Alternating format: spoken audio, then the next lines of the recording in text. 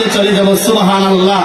আল্লাহ ডাক দিয়ে কয়, নবী এখানে আইসাও কি আপনি আপনার উম্মতকে বলেন নাই? আল্লাহর নবী ডাক দিয়ে কয়, না, আমার উম্মতকে আমি কখনো বলতে পারবো না। সুবহানাল্লাহ বলেন। ও বন্ধু, কেমন নবী পেয়েছো? যেই নবীর সাথে দুনিয়ার কোন নবীকে তুলনা দিলে হবে না, যেই রসুলের সাথে দুনিয়ার কোন রসুলকে তুলনা দিলে হবে না।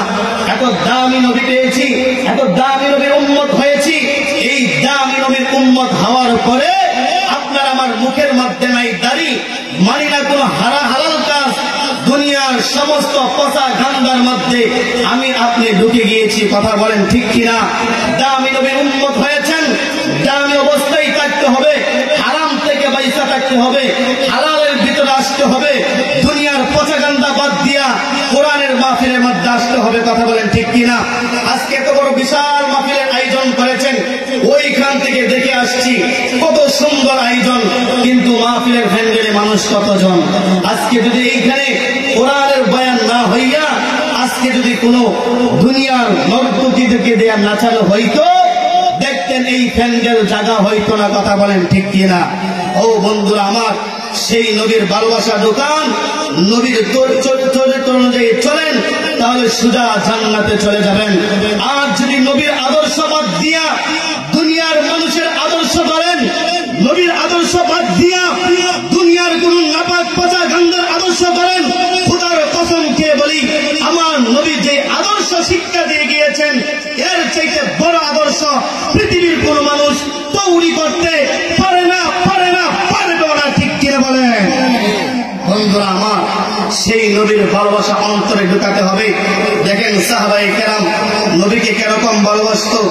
আল্লাহর নবী আখির জামানার পয়গম্বর, দুনিয়া থেকে বিদায় হয়ে গিয়েছেন। নবীজি একজন কালো সাহাবী ছিল, হযরতে বেলাল। হযরতে বেলালের কথা হাদিস শরীফের মধ্যে আসছে। হযরতে বেলাল দেখতে কালো দেখা যাইতো, চেহারা তেমন ভালো ছিল না, কিন্তু আল্লাহ বেলালকে কেমন পছন্দ করতো, যেই বেলাল জমিন দিয়ে হাঁটলে তার হাঁটার জুতার পায়ের আওয়াজ সাত আসমানের উপরে শোনা যাইত। চিল্লায় বলেন আল্লাহু আকবার। বন্ধুরা আমার, সেই নবীর সাহাবী হযরত বেলাল রাদিয়াল্লাহু তাআলা আনহু, আল্লাহ নবী যখন দুনিয়া থেকে বিদায় হয়ে গিয়েছেন, হযরত বেলাল তার যেই গাঠটি ছিল, কাপড় ছিল, সবগুলো একটা গাঠটির মধ্যে লইয়া, মাথার মধ্যে লইয়া সাহাবায়ে কেরামের কাছে চলে গেল।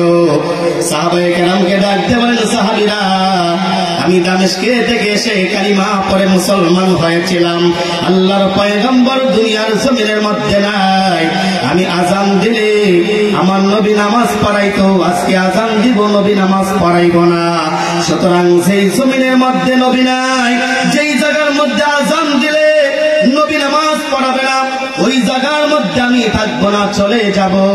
সাহাবায়ে কেরাম ডাক দিয়ে কয়, ও বেলাল, নবী নাই, তোমাকে দেখে আমরা মনটাকে সান্ত্বনা করতাম, বেলাল তুমিও কি চলে যাইবা? আল্লাহর পয়গম্বরের সাহাবী হযরতে বেলাল বলে, না না না, এখানে থাকতে পারবো না। বেলাল চোখের পানিগুলো ছেড়ে ছেড়ে কান্না করে চলে গেলেন দামেস্কের আফ্রিকার জঙ্গলের মধ্যে। ওইখানে যাওয়ার পরে একদিন নয়, 2 দিন নয়, বহুদিন হয়ে গিয়েছে, 6টা মাস চলে গিয়েছে। হযরতে বেলাল ঘুমিয়ে আছে, হঠাৎ করে স্বপ্নে দেখে আল্লাহর পয়গম্বর চলে আসছে। আল্লাহর পয়গম্বর ডাকতে বলে, বেলাল, দুনিয়ার কত মানুষ আইসা আমি রাসূলের দরবারের মধ্যে সালাম দেয়, বেলাল তোর একটা সালামও পাই না। ও বেলাল, তুই কি আমি রাসূলের সাথে রাগ করেছস? বন্ধুরা আমার, এই কথা বলার পরে হযরতে বেলালের ঘুম ভেঙে যায়। হযরতে বেলাল আবার গাঠি মাথার মধ্যে লইয়া মদিনার পথে রওনা হয়েছে। যখন বেলাল আসে, সারা মদিনার মধ্যে খবর পৌঁছলো, ও মদিনাবাসী, বেলাল আসছে। সমস্ত মদিনাবাসী দৌড়াইয়া আখির জামানার পয়গম্বরের সাহাবী বেলালের কাছে যায়। আর ডাকতে বলে, বেলাল শোনো, ও বেলাল, তুমি আসছো, রাসূল কি আসবে? বেলাল ডাকতে কই, না, নবী আসবে না, আসছি নবীর রওজাটা দেখার জন্য। সাহাবায়ে কেরাম দৌড়ে আসলো বেলালের কাছে। নবীজির 2 জন সাহাবী ছিল,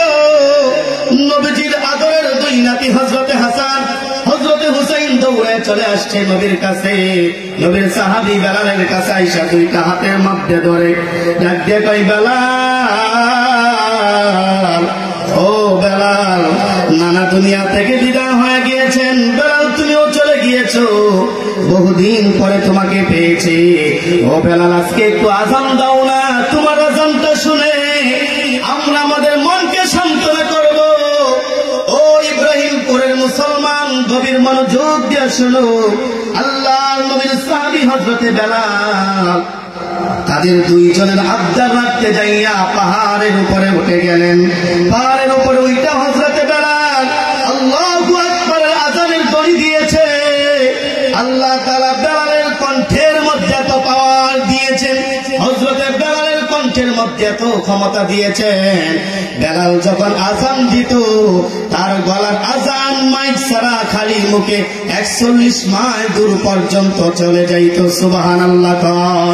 ও বন্ধুরা আমার, হযরতে বেলাল দাঁড়িয়ে গেল, আল্লাহু আকবারের আযান দেয়।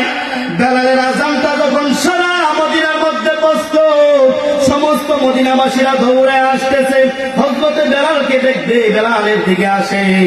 ও বন্ধুরা আমার, নারীগুলো তার সন্তানকে ফালাইয়া দিয়া, মা তার সন্তানকে ফালা দিয়া, বাবা তার স্ত্রীকে ফালাইয়া দিয়া, সন্তানকে ফালা দিয়া সবাই দৌড়ে আসে, মদিনার দিকে আসে। আল্লাহর নবীর সাহাবী বেলাল আসছে। সাহাবীদের মনের মধ্যে ধারণা, যেহেতু আল্লাহর পয়গম্বরের সাহাবী আসছে, মনে হয় রাসূল আসবে। কিন্তু হযরতে বেলাল যখন আযান দিয়েছে, বেলাল শব্দ আযান দিতে পারে নাই। হযরতে বেলাল পুরা আযান দিতে পারে নাই। হযরতে বেলাল যখন আশহাদু আন্না মুহাম্মাদুর রাসূলুল্লাহ বলছে, বলার সাথে সাথে হযরতে বেলাল অজ্ঞান হয়ে জমিনের মধ্যে পড়ে গিয়েছে। ও বন্ধুরা আমার, তাকে দেখো নবীর সাহাবীরা কেমন ভালোবাসতো। আমরা তো আজকে ভালোবাসি, মুখ দিয়ে বলে আমরা নবীকে ভালোবাসি, নবীর জন্য জীবন দিতে রাজি আছি। কিন্তু যখন বাংলার জমিনের মধ্যে নাস্তিক বেঈমানগুলো আমার নবীকে নিয়ে গালি দেয়, আমার নবীকে নিয়ে বাজে মন্তব্য করে, তখন এই দেশের যারা বলে নবীকে ভালোবাসি, তাদেরকে রাজপথের মধ্যে দেখা যায় না। ও বন্ধুরা আমার, ইব্রাহিমপুরের মুসলমান শোনো, আমাদেরকে যদি আমাদের নবীর জন্য ডাক দেয়, নবীর জন্য জীবন দিতে হবে, নবীর জন্য রক্ত দিতে হবে, নবীর জন্য কাফনের কাপড় পরতে হবে। কোন কোন মুসলমান তৈয়ার আছো? একটা হাতও নিচে রাখবেন না, দুইটা হাত তুলে দেখায় দেন আমরা আমাদের জীবনের চাইতে রাসূলকে বেশি ভালোবাসি। ঠিক কিনা চিল্লায় কও বন্ধুরা আমার। আল্লাহর পয়গম্বরের সাহাবী হযরতে বেলাল যখন অজ্ঞান হয়ে জমিনের মধ্যে পড়ে গেল, সাহাবায়ে কেরাম হযরতে বেলালের কাছে গেল। নবীর সাহাবী হযরতে নবীর নাতি হযরতে হাসান সেখানে দাঁড়িয়ে গেল, বাকি আযানটা দিয়া দিল। দূর থেকে যারা দৌড়ে আসতেছে মদিনার মধ্যে বেলালকে দেখবে, ও বন্ধু বেলালকে দেখার জন্য আসবে। দূর থেকে মানুষ বলে, কিরে বেলালের কণ্ঠে অর্ধেক আযান শুনেছি, আর আযান কোথায় শোনা যায় না, মনে হয় রাসূল আসছে। বেলাল আযান দিয়া, আযান বাদ দিয়া রাসূলের সাথে সাক্ষাৎ করে, চলো না আমরা আরো দ্রুত চলে যাই। সমস্ত মানুষগুলি বেলালের কাছে চলে আসলো। দেখে হযরত বেলাল অজ্ঞান হয়ে জমিনে পড়ে আছে। বেলালকে তোলা হলো, জিজ্ঞেস করা হলো, ও বেলাল কি হয়েছিল তোমার? অজ্ঞান হয়ে যাওয়ার কারণটা কি? হযরত বেলালকে এই কথা বলার পরে বেলাল ডাক দিয়ে বলে, সাহাবীরা, তোমরা নবীর নাম শুনলে তোমার নিজেকে ঠিক রাখতে পারো, আমি বেলাল নবীর নাম শুনলে আমাকে ঠিক রাখতে পারি না। আমি বেলাল নবীর নামটা উচ্চারণ করলে আমার চেঞ্জ ঠিক থাকে না, অজ্ঞান হয়ে জমিনে পড়ে যায়। আল্লাহু আকবার বলেন। ও বন্ধুরা আমার, শুধু তাই নয়, আল্লাহর নবী একটা উট দিয়া চলাফেরা করত, যে উট দিয়ে নবী